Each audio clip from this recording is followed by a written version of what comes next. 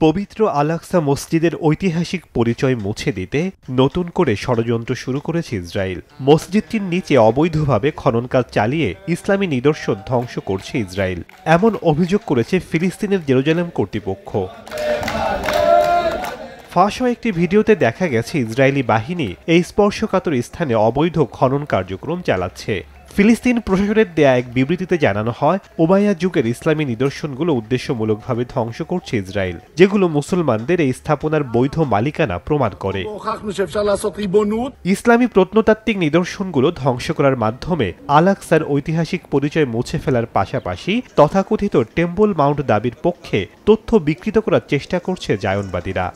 জেরুজালেমের গভর্নরেট আরও জানিয়েছে, এই খনন কাজ গোপনে করা হচ্ছে, যা আন্তর্জাতিক তদারকির বাইরে এবং আল-আকসা মসজিদের ভিত্তি ঐতিহাসিক নিদর্শনগুলোর জন্য গুরুতর ঝুঁকি তৈরি করছে।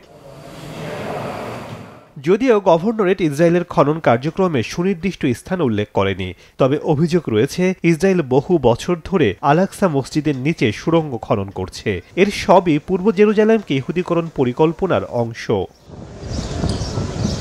আল-আকসা মসজিদ মুসলিমদের জন্য বিশ্বের তৃতীয় পবিত্রতম স্থান, তবে ইহুদিরা এই এলাকাকে টেম্পল মাউন্ট নামে ডাকে। তাদের দাবি, প্রাচীনকালে এখানে দুটি ইহুদি মন্দির ছিল। 1967 সালের আরব ইসরায়েল যুদ্ধের সময় পূর্ব জেরুজালেম দখল করে ইসরায়েল 1980 সালে তেল আবিবের সাথে পুরো জেরুজালেম শহরকে যুক্ত করলেও তাতে স্বীকৃতি দেয়নি আন্তর্জাতিক সম্প্রদায়।